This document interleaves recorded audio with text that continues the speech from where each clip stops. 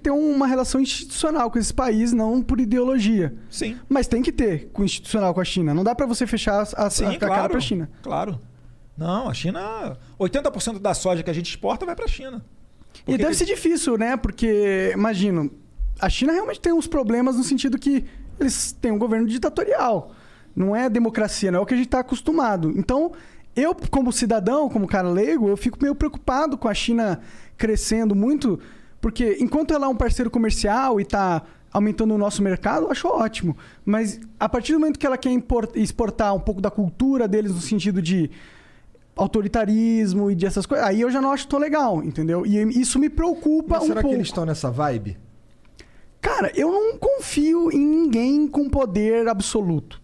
Tá ligado? A China ela tem um plano de poder desde os anos 40, né? Mais especificamente em 49, quando Mao Tse-tung fez a revolução lá, de que em 100 anos seria o principal país do mundo, em termos econômicos e militares. Né? Acho que eles vão chegar lá até um pouquinho antes desses 100 anos. E, na verdade, assim, é o que eu falei, ali tem grandes oportunidades. Tem que ter uma relação institucional com eles. É um país de, quase 1,5 bilhão de habitantes. A gente é um país aqui que, sensacional no agro, então para nós interessa vender para eles. Agora, é só manter a nossa independência, não é chegar, por exemplo, agora e querer colocar goela abaixo qualquer tipo de política com relação ao Covid, nos ameaçando com relação à compra ou não dos nossos produtos agrícolas. Não estou falando que eles estão fazendo isso, tá? Mas é o tipo de coisa que não é interessante para nós. Se você tem uma loja e você só tem uma pessoa para vender o seu produto, essa pessoa amanhã pode virar para você e falar: Igor, é o seguinte, só eu compro esse teu produto aí, reduz pela metade. Tu fala: não. Não, beleza, vou parar de comprar. Entendeu? Assim como era interessante você no mercado de China, com os Estados Unidos, com a União Europeia, com os árabes, com Israel, enfim, é fazer aquilo que tem lógica de mercado e não fazer o que tem lógica de ideologia. O Brasil, a gente perdeu quase $1 bi para construir um porto em Cuba que não produz nada, não é hub de nada, o Porto de Mariel em Cuba. A gente gastou, mais de 15 bi de real mole em Abreu e Lima, que não refina nada. E olha o problema que a gente está vivendo hoje com a Petrobras. A gente é dependente do refino internacional.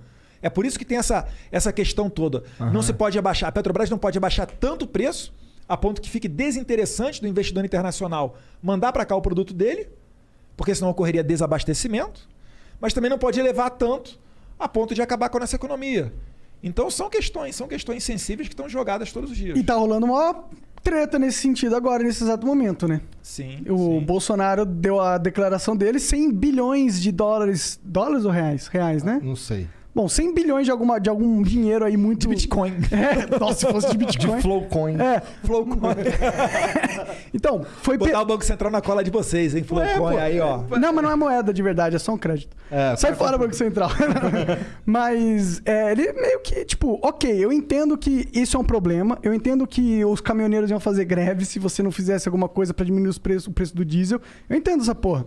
Mas o como você faz também é muito importante. Né? E eu sinto que o Bolsonaro ele não tem muita maleabilidade nesse sentido, porque teria milhares de formas de fazer o que ele fez. Existem várias que não acarretam na Petrobras perder 100 bilhões de valor de mercado do dia para a noite, entendeu? Será que não existia? Será que às vezes ele não toma uma atitude que para ele parece mais fácil, mas é porque ele não enxerga outras soluções, porque ele não é capaz? Esse bagulho da Petrobras foi um bagulho tão doido que o nosso corretor, que toma conta da merrequinha que a gente bota na bolsa, mandou de manhã uma mensagem com mané, aí, ó, o bagulho da Petrobras é interessante. Ele te mandou também. Falou, hora de entrar. Inclusive, já entrei com uma grana. Mas... Agora tá baixo, compra agora, cara. Quando o Lula e Silva assumir, tenho certeza, ele vai colocar para bombar. Pelo seguinte, outra coisa, o mandato é de 2 anos, estava prestes a acabar. O que eu fiquei sabendo, é bom tomar cuidado com as palavras, tá vendo? Ó? É que poderia ter sido dado, nesse momento agora, esse último reajuste, um reajuste abaixo. E parece que, só de birra, o presidente da Petrobras deu um ajuste a maior do que seria necessário. Por que o presidente da Petrobras está agindo como uma criança? Boa pergunta. Chamar ele aqui no Flow. Seria ótimo, pode vir. Ele não é um cara incompetente. Agora, o presidente é uma pessoa totalmente aberta. Outra coisa... O presidente lidar com os caminhoneiros. Parece que o presidente da Petrobras não. Então, assim, tudo que faz sentido, se você apresentar para o Jair Bolsonaro e explicar para ele, e ele é extremamente inteligente, ele vai adotar. Ele fala, não entendo nada de economia. O Paulo Guedes senta lá, explica isso, isso e isso. A gente está tendo o governo mais liberal de décadas. Agora, não se dá Mas é que olha a competição também do cara, né, mano? Mas brasileiro é que elegia. Não, tudo bem, eu entendo, mas tipo... Ok, ele tá sendo muito liberal, mas ele poderia ter sido bem mais, tá ligado? Isso que eu tô falando. Eu gostaria que ele tivesse Eu gostaria de ter privatizado um monte de coisa já. Por que não... Tipo, em vez de trocar a porra do presidente, por que não tira o monopólio da parada? Porque o problema é o monopólio da Petrobras, não é? Também. Então por que você vai atacar um sintoma em vez de atacar o problema de verdade, tá ligado? A doença de verdade. Tinha medida provisória caducando na Câmara porque o Rodrigo Maia não aprovava. Você acha que ele ia realmente deixar a gente marcar um gol com privatização? Então é a Câmara que tá bloqueando. Agora a gente tem um horizonte muito melhor. Você vê só, já estamos falando em privatização da Eletrobras.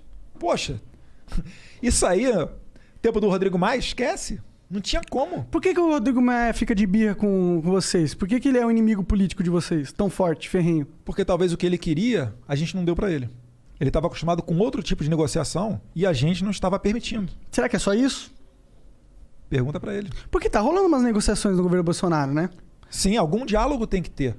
Ora, é o Congresso Nacional. Eu entendo assim que é institucional, de certa forma. Mas... Antes reclamavam que ele não tinha governabilidade, que ele não conversava com o centro. Agora tá conversando com o centro, etc. Então fala, tá se...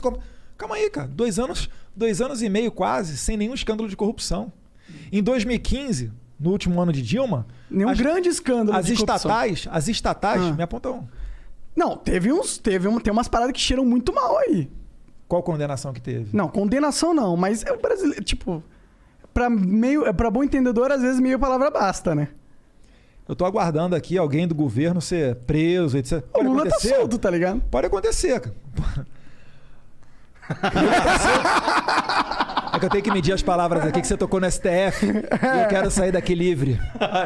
Entendeu? Eu vou dizer aqui, eu reprovo totalmente a atuação do STF. Em toda a minha vida que eu vi eles fazendo coisas, parece que eles usam o poder que eles têm de uma forma totalmente autoritária, de uma forma que visa apenas os interesses políticos dele e não necessariamente eles estão olhando para parar de uma maneira lógica, de uma maneira para entender qual que é realmente a interpretação correta da lei. Parece que eles usam a interpretação da lei para os objetivos deles. Eu tenho essa sensação como cidadão. Não estou imputando nenhuma falha de caráter a nenhum específico, apesar de eu não ir muito com a cara do Gilmar Mendes e nem muitos outros. Nenhum deles, na verdade. Nenhum deles. Nenhum deles eu olho pra eles e eu falo, caralho, esse cara é um cara sério pra caralho. Tá ligado? E tá lá.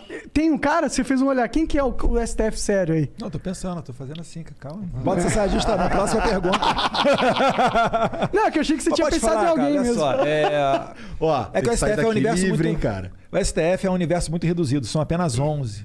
Né? Agora, se você comparar, por exemplo, com a Câmara, cara, é que o exemplo negativo sempre é o que vai ficar. É difícil você destacar as pautas positivas. Mas a Câmara também é uma merda, às vezes tem, cara. Às vezes tem. Eu, quando eu estava estudando para concurso, eu acompanhava, assim... Tem um sistema que você recebia no e-mail chamado de sistema push. O concurseiro normalmente está acostumado com isso, que são as decisões do STF, que viram jurisprudência, etc. E aí você começa a acompanhar os ministros. Pô, cara, gostei dessa daqui. Daqui a um mês tu... pisou na bola, não gostei. Então, assim, é difícil você analisar e falar assim, gosto de todos, etc. Você não vai achar isso, porque só você é igual a você. É verdade. Ninguém vai pensar igual a você. Sim, mas entendeu? Dá pra ver algumas decisões que, tipo, mano. Eu já vi uma vez um ministro falando que ele primeiro forma a convicção pessoal dele e depois ele corre atrás da lei pra ver onde é que ele vai embasar. Porque a lei, ela tira pra tudo quanto é lado. Você pode manter um cara solto ou um cara preso